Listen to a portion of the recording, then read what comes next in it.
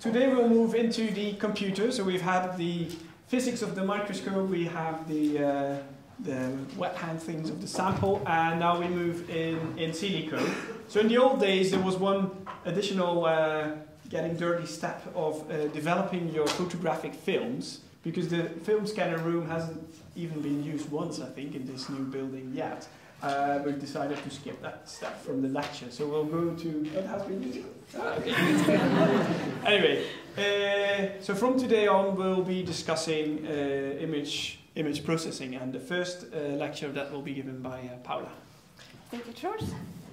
So, very much as George has already introduced, what I'm going to start up here is very assuming that you had a very nice sample, you've been in a microscope, you have recorded a stack of images, and now what to do with them?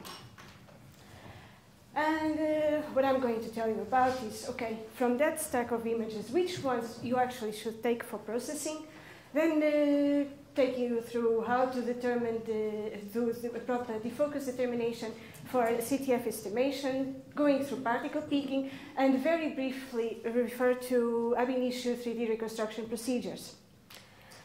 Starting from image selection. So why do we need to be selective? Well, ideally, we want images with very high signal-to-noise ratio, very dispersed and evenly, monodispersed and evenly spaced in your grid, random particle orientation, and you really want to recover tone rings on your power spectrum to pretty much the Nyquist limit. Obviously, that doesn't happen, because the reality is we work with noisy images with different levels of heterogeneity, different levels of orientation bias, and because we work in low dose and weak specimen scattering, that really attenuates the recovery of the CTF modulation. So many times I hear this argument that it could be that even if we have low quality images, information they can still provide some information, and simply having more data would give a better result. Well, but high contrast images can be more accurately peaked and processed, and data sets with higher noise and a high proportion of particles incorrectly selected are very much less stable in refinement and much more prone to reference bias. And this takes me to the issue of getting Einstein from noise. The thing is, if you have, if you would get a data set of random noise, and if you actually use references to either select particles or as a starting model for your refinement, I can guarantee that in the end you are actually going to recover the starting model that you had. And this is actually very nicely referred to by Richard in the perspective in PNAS that came out last year. And he actually highlights the problem in which the experimenter honestly believes they have recorded images of their particles, whereas in reality, most, if not all, of their data consist of pure noise. So this actually happens, right? And you should really be careful about it. And I would really recommend you to read this little comment. I will come back to it, to this getting Einstein from noise later. Now, one thing that you should also be aware of, although the new methods of image processing are becoming extremely powerful, and I think you are all aware of the results that are being gotten around here lately, you still have to have high information present in your data in order to achieve high resolution, right? And in order to do that, I mean, just check the power spectrum of the images that you're going to select, and check out to what extent the tone rings of those power spectrum, the tone rings in those power spectrum really extend. And if you don't see tone rings, well, first thing that you have to ask yourself is, and Chris already referred this on his talk, did you actually align the microscope properly? And because we work in low doses and normally with weak scatterers, confirm the performance of the microscope at the date of your data collection. Because this is the best way to have confidence that high resolution information is going to be present on your images. Right? One thing that if you actually just, and this probably applies if you're working with smaller proteins, and if you're working on really just eyes with unsupported amorphous eyes, one thing that you actually can do is rather than exposing in the center of the holes on your grid, just grab a little bit of the supporting carbon, because that should really provide signal, or a better signal for the recovery of your tone rings. Alternatively, and this is very much what I tend to do, and I know that quite a few of you do it as well, just cover your whole film with a continuous layer of thin carbon. This significantly increases the strength of your tone rings in the power spectra, and therefore you will have a much easier evaluation of the extent of information that is being recorded on your images. This will obviously increase a little bit the background of your images. In my experience, the advantage that you have from it really overcome it. And the other advantage that you have, it allows you to work with much less, much smaller protein concentrations than if you're really working on supported eyes. What we're looking for, well, good distribution of particles. You want to optimize your grid preparation so that you have a good number of particles per frame, but avoid contacts and overlap, right? You want to work with eyes as thin as possible so that you have a better contrast on your images, but be aware that, and this is actually an example that I have to deal with, this is samples of the 26S proteasome, that I know from the outset are a mixture of double-capped complexes that I'm actually interested in studying, but there are also some single-capped and uncapped cores around on that sample as well. And what I can really see is that actually in the regions of thinner eyes that probably would be more favorable for imaging, I only get cores. And so there's really a partition of the sample in the grid according to the eye thickness that you have. So, be sure if you put your sample on a microscope and actually everything looks falling apart, just look a little bit to different eye thicknesses and really see if you can find where your protein lies. Of course, that you cannot really go to too thick eyes because otherwise you actually lose the information on your CTF. And one thing that you have to be very aware of is the fact that if you are really recording in areas of too thick eyes, the loss of information that you have in this case will never be recovered by processing, right? So these images will never really have high information on them. Other thing that you should be aware of is beam-induced effects of charging. This is actually quite well represented in this image from Bob Glaser, in which you can see in a single exposure how much beam can affect different areas of the recorded area. So you have actually regions here in green in which the particles really behave well, you can recover very nice power spectra from them. You have regions just adjacent to them that are really just drifting really significantly, right? And you probably don't want to work with such a misbehaved image. Other things that you have to look for is drift, astigmatism, and in reality, everything that may reduce image contrast or reduce recovery of the tone rings on the power spectrum of your images, right? And actually, regarding all these effects, Laurie already referred to it yesterday, so I would actually recommend you just to look back at her talk. Now, so all this said, take-home message is very clear.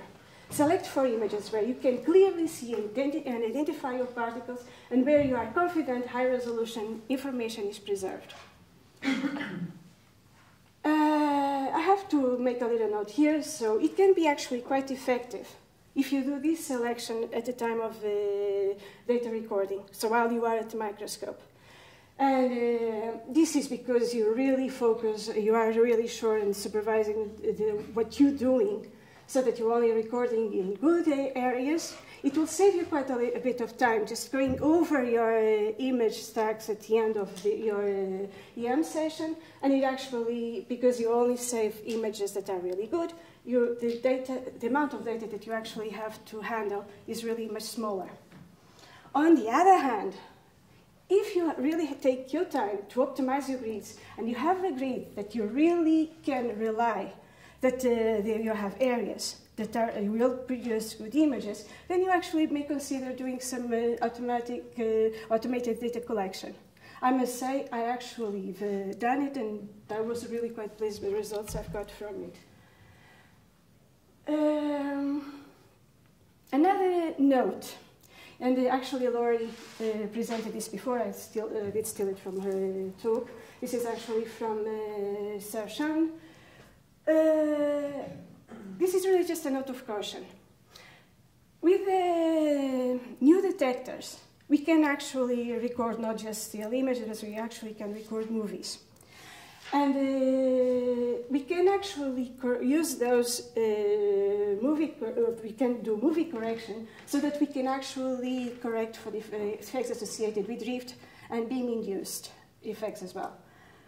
But, you know, just be sure that you are using this to optimize data that is already good, not really just an excuse to relax your criteria on image selection. So you really should consider that. Now, you have a collection of images that you have evaluated and you think are suitable for takeover for analysis. One thing that you should do at this stage as well is the determination of the focus parameters that you will need to know quite accurately in order to do CTF correction later in the analysis. In order to do this, the reason why you have to do this is, as already referred in the first 3 lectures, is that because the way of the image is formed on the microscope, we have to use to record images that are under focus.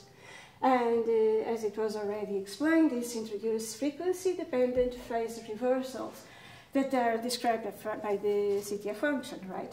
And in practice, what this means is that you are going to have regions of in which really your regions of frequency in which your contrast is going to be reversed, and you have eventually to correct for that.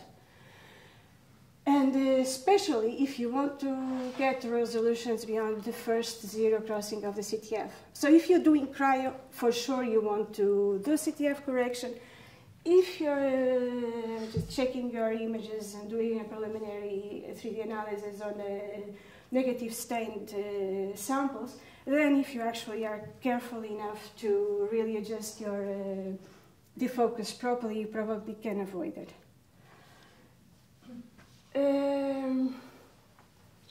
So it was already, Charles already referred when he was talking about image formation on the microscope, that the modulation of the CTF is dependent on the spherical aberration of the microscope. This is a given value.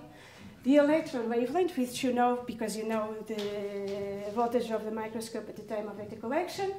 And it depends as well on the defocus of the recorded image. And this has to be accurately determined. And the way to do it is actually quite simple. This is an example that is taken from CTF Find 3D, which I would believe most of you, if not all of you, are using for your CTF defocus estimations. And very much what you do is you have your experimental power spectrum that you calculate from your image, and you just really compare it with the CTF plots that actually are determined at different defocus. And when you have a good matching in between the two, it means that you got the focus value correct. Still, again, always check that the output, your output images from CTF fine, because that will really tell you if the CTF, or if the focus determination was done accurately. Because sometimes things can go a little bit wild and really get it quite wrong, but you will see it. One thing is that quite often, or it used to be quite common, for people to do rotational average power spectrums in order to determine the focus of their images. But this can be a little bit problematic, because if you do such averaging, you will not be able to do astigmatism correction. And if you really want to get to high resolutions, and even if you don't really see obvious astigmatism on the power spectrum of your images, you should really correct, you should really do estimation and correct for it. And the reason for this is very simple, is that very small differences in the focus really have larger effects at higher frequencies. This will mean if you actually start having small errors on your defocus, eventually you can end up scrambling completely the phases at high resolution. So, in order to determine the astigmatism parameter, so very much what is done is determining what is the minimum defocus, the maximum defocus, and what is the angle of astigmatism. What you can actually do, or we will do at some stage, is actually correct for your phase reversals. And just at that stage, the only thing, in order to achieve that, the only thing that you really need to do is phase flipping, right? Note that I really have to put this note here. The stage that we actually do this phase flipping may vary. You can actually do it on the whole image before the peaking. You can, software such as Reliant actually does it all during the refinement procedures. Also, this phase flipping will not affect amplitudes, and those for sure should be corrected for later. So, other thing that have been already mentioned by Schurz is remember to have to record images with the adequate range of defocal levels, so that you can actually record in a whole data set the information at your zero crossings. So, okay, I think I'm going really quite fast on this. Particle picking. So, if you have a set of images, probably not very many, and you have a small number of particles on it, you probably can adventure of just doing the picking manually, and it's really doable. We have done it in this data set for the 26S proteasome.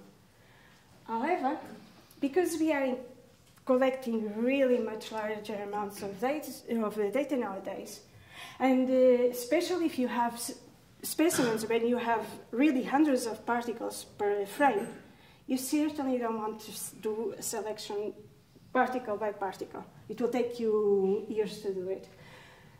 So we have the automatic particle picking procedures. They are actually, I'm just really going to refer more or less, or briefly, what are the principles behind them, or how they are separated. They are actually much more software than I'm going to refer in here. And one of the ways that you can actually do it is a reference-based particle picking, in which you actually have some sort of reference that you can actually get either from class averages calculated from a smaller starting up data set. You can actually have a volume, a reference structure that you can actually project and use as a reference for your picking. Some cases you can actually just use sets of existing particles. And then you just really determine the position of your particles by cross-correlation. And this is what happens in FindEM and in RelyOn. And very much George already, actually I took this slide for him, just already told you how efficient it is actually to do this correlation in Fourier space. You can also use, there are also methods that are feature-based. And in this case, you don't really have a template, but you have identification of features such as density peaks, edge detection, variance in density, or other statistical features. Dog picker is one of them. I hope I'm correct on this, but as far as I'm aware, reference-based picking algorithms are really the most commonly used nowadays. As I mentioned, there are really quite a few packages for automatic particle picking. And this actually takes me to something which I found really quite interesting, which was 10 years ago. There was this competition, a particle picking competition. There's an automatic picking bake-off.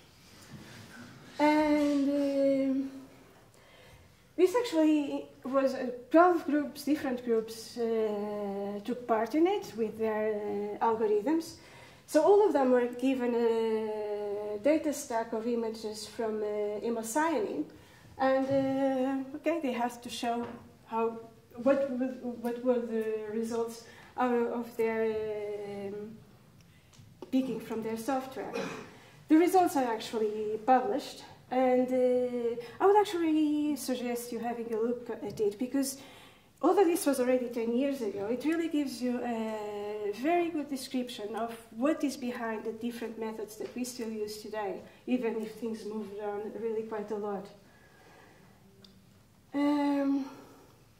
Back to getting the Einstein from noise.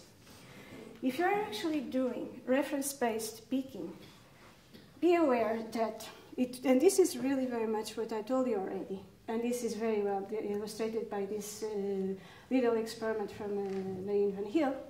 If you actually take whatever references that you want, and you use this, in this case it has this 4, if you actually use that, well, what you've done was actually to use this for references to pick from about 1,000 images of just pure random noise.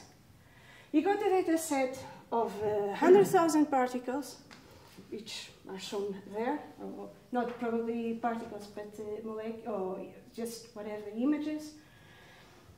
You did some calculation, some alignment and classification procedures, and you know, really or not, the outcome result was really, even if the data set was just pure noise, you really,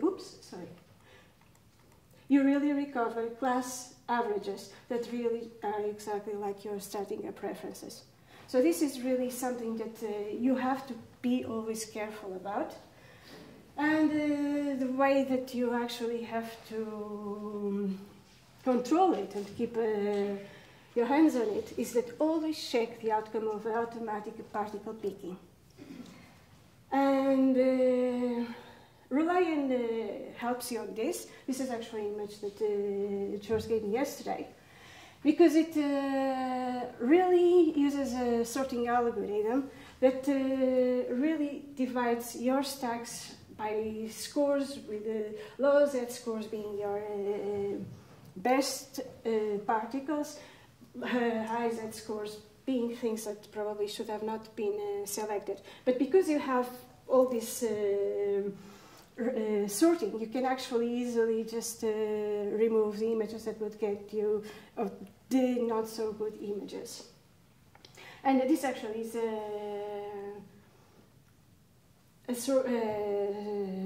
actually it comes from auto-picking in a lion using the same hemocyanin Beckhoff dataset that was used 10 years ago. Now, personally, I still prefer to do what I call a supervised automatic particle picking. And this is really, after the picking, look at each of your images and see what was picked from it. And this actually can do very much in parallel. I'm checking out the power spectrum of your images, really just to see the information that you have. The thing is, if you really look at your image, you can really look for both false positives and false negatives, right? Because sometimes really quite interesting particles are left behind. It's not really just the amount of false negatives that, or false positives that actually are picked.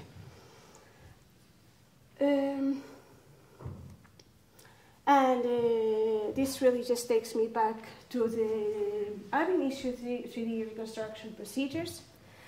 I'm not going to tell you in great detail. I'm just, in really what they are or how they really work. I just wanted to have you an overall idea of what you can actually do.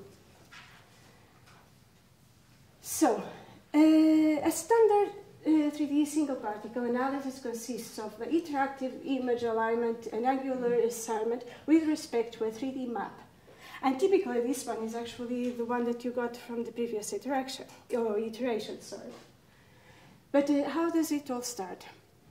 So, what is the initial reference that you will use to start up all this refinement procedure? So, if you're lucky enough to have an accurate 3D structure that is closely related to what you have on your sample, for instance, and this happens really with the ribosome, then you can actually use that 3D as a starting model for refinement. And the Shores on Monday is going to tell you about this procedure of 3D refinement. Otherwise, you will need to calculate the first 3D map from your 2D molecular images, right?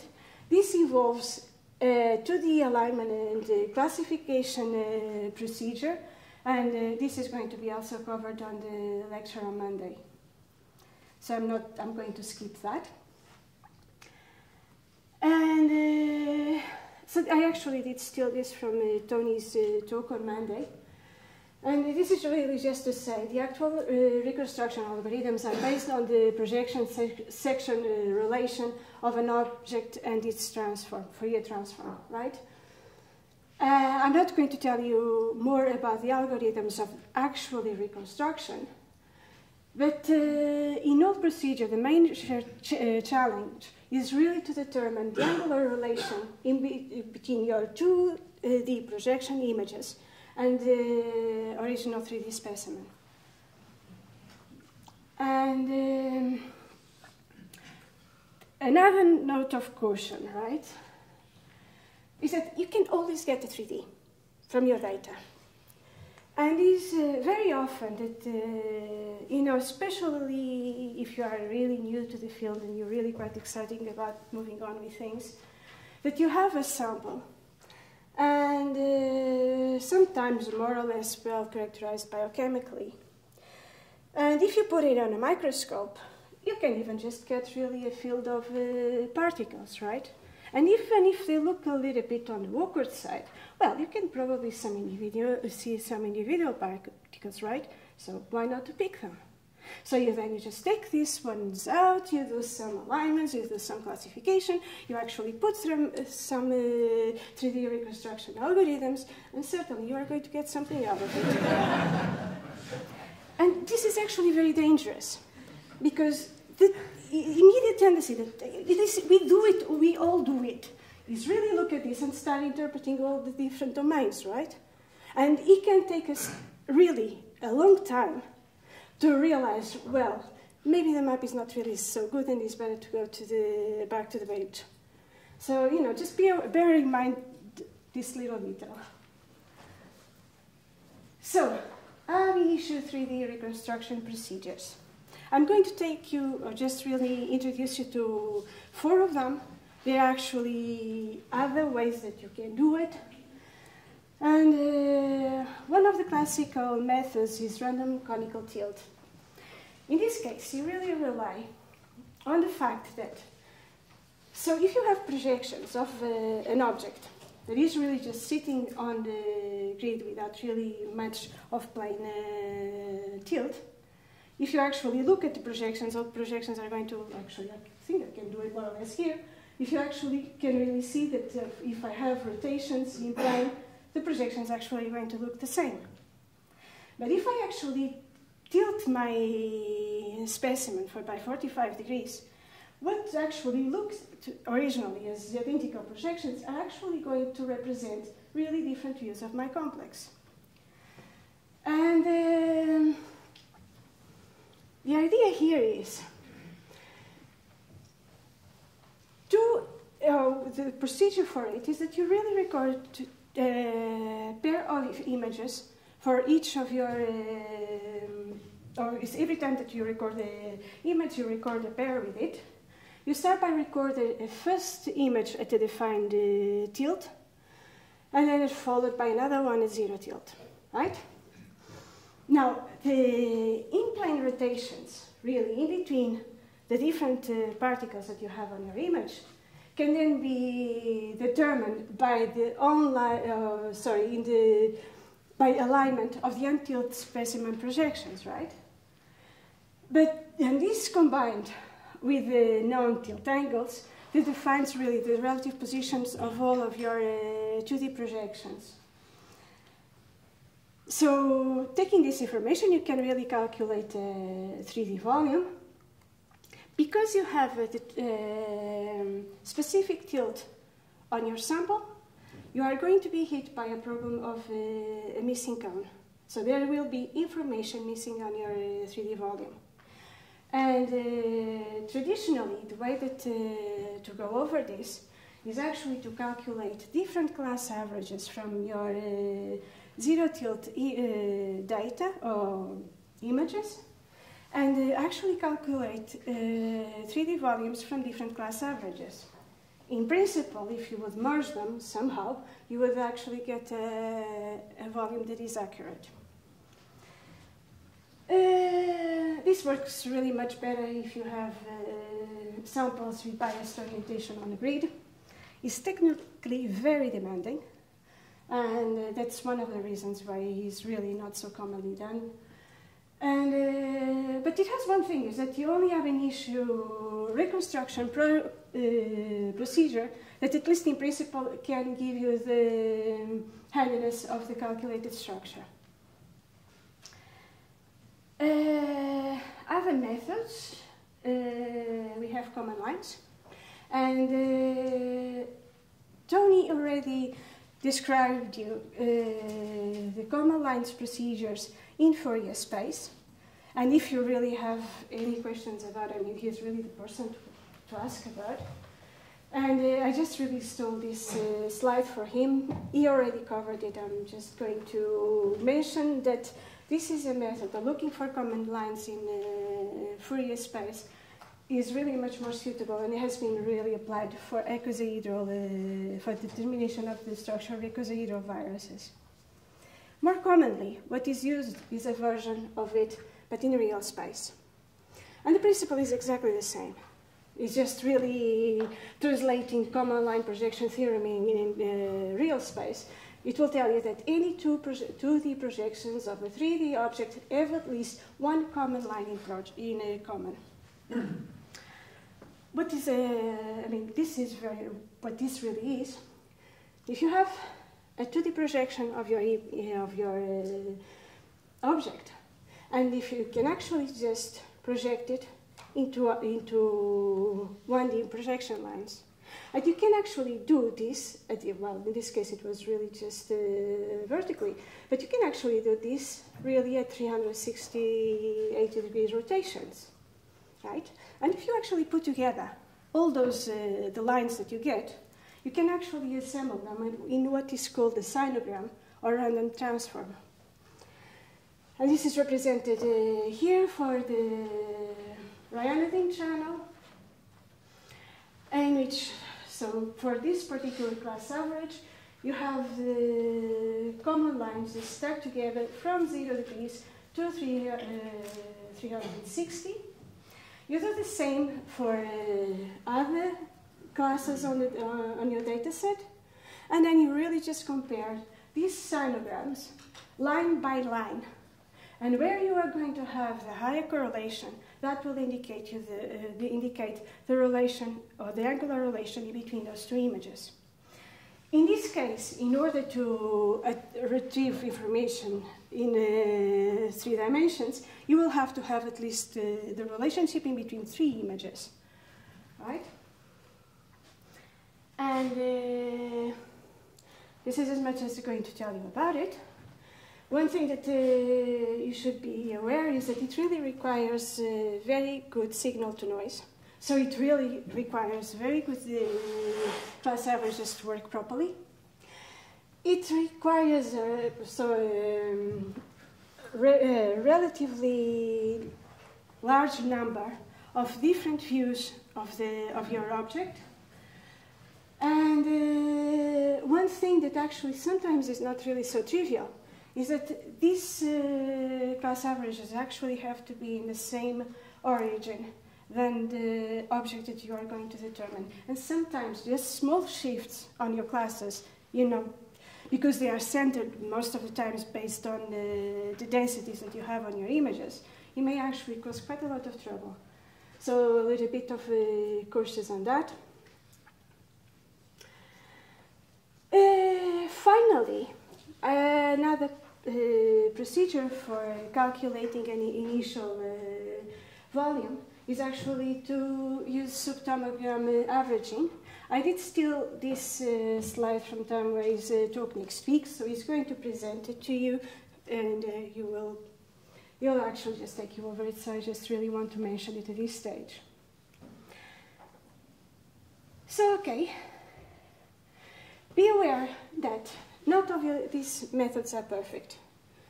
Personally, I really use common lines in real space for the determination of my initial 3D volumes.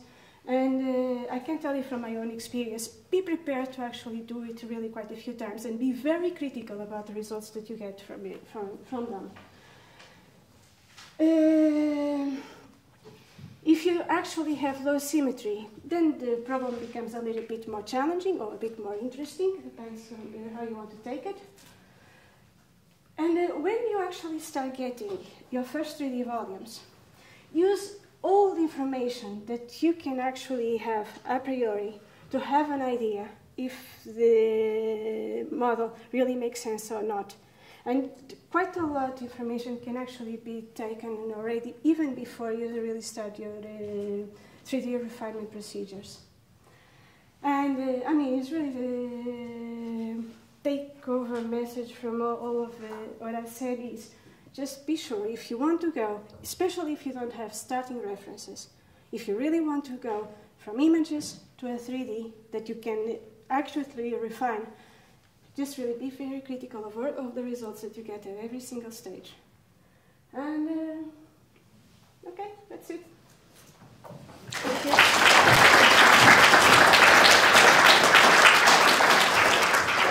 Thank you, Paula. Any question? Which? When we were used to collect data at synchrotrons, we used to collect a lot of data, come home and process it, and find out that it's rubbish, and go back again sometime.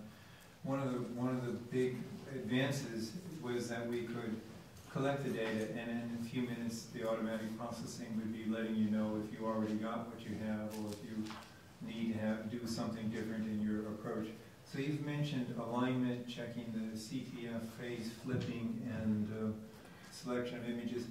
Can any of that be done on the fly while you're still at the microscope? Yes, what's the time scale exactly. for that kind of? No, exactly. So at the time that you are recording your images, and this is really probably the most effective way of recording data, you have immediately an image of what you are recording, right? Yes. And you immediately have, you can immediately calculate a fast Fourier transform of it.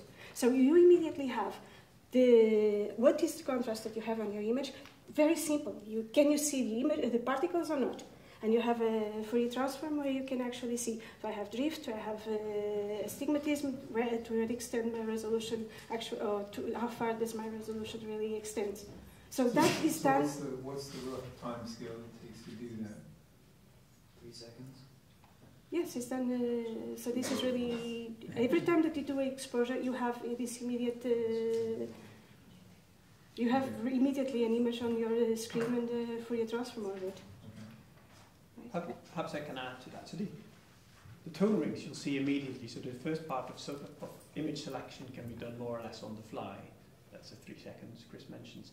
Then picking particles and doing 2D classes or even a 3D map, that takes at least, I would say, hours if you do it for a small set. So at some point I think Israel and Xiaochen have done more or less on the fly. So one would take images. Once there were 40, 50 images of a ribosomal complex, then Israel would semi-automatically pick them, do some without very much cleaning, or rather in a much careless way, do an initial reconstruction and see if there was some lobby density for a factor. If it wasn't, then they would chuck a sample out and collect data on a new sample. And if it was, then they knew they were going in the right direction. They would just keep continuing data collection. So that's also for the second part. You can do it on the fly, but it's not really fast enough because it takes hours. So really, like X-ray crystallography, kind of solve your structure at the beamline is currently for us not possible yet. We might get there at some point. Yeah. You mentioned that when you have very noisy images, well, the case of the Einstein, you can get nice Einstein if you start with a reference like that. So when you're validating your model, do you start with, so you use a different reference to see if in the end you reach the same model? That's very much, I mean, that's very close to the idea of the gold standards that are used today. Rather than actually having different models, and indeed, if you're doing an ab initio analysis, you can really start with 2 independent models. You actually divide your data, do the refinement procedure independently of the 2 half zetas independently, and compare them by Fourier calculation at the end. And then you know if you're really getting some proper information there or not. Well, so Einstein from the noise, I mean, you only get your reference model back, right? But you don't really see anything beyond your reference Exactly. model, right? So you know that it's wrong. Indeed. In a sense, right? Indeed. If you actually have a starting reference, I mean, look at the results that you get. Because the final, if you're actually doing this for the 3D reconstruction, if your final 3D really is exactly like a starting reference, ask questions about the reference bias.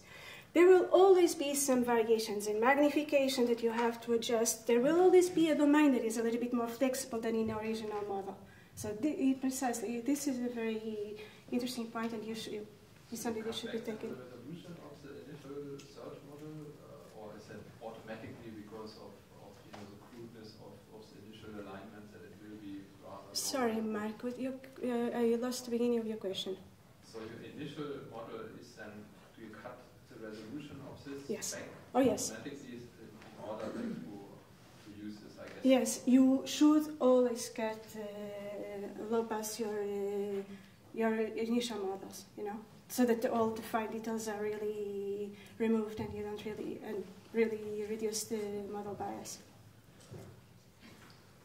On the second lecture, we heard that there can be sometimes quite high frequency or high resolution information looked away from the particle. So how big would you choose then basically the particle boxes and also like the density of your particles on the grid? And in your experience, does, have you seen those effects? And does it interfere if the particles are too close? You want to have your particles as centered as possible within your box, right? because normally your alignment procedures are not going to look for what is on the edge. And if it will find some local minimum, let's say, something that it more or less matches your reference, just on the edge of it, of your particle, it will stick there, right? Regarding box size, the considerations that you have to have more into, okay, it should, for certain, be big enough to have your particle comfortably within it. Then you have to think about, the Fourier calculations. And do you really, at the time that you do your 3D refinement, will you have actually enough sampling to avoid, sampling problems at that stage, aliasing and things like that?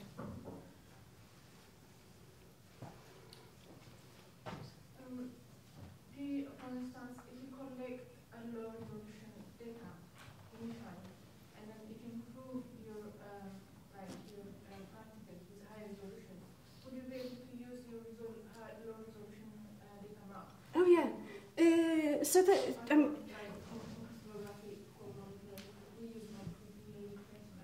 So the analysis that I have on the 26S proteasome was the starting models I calculated from data from negative stain. And that applied as well for the interface promoting complex. I started with the negative stain data.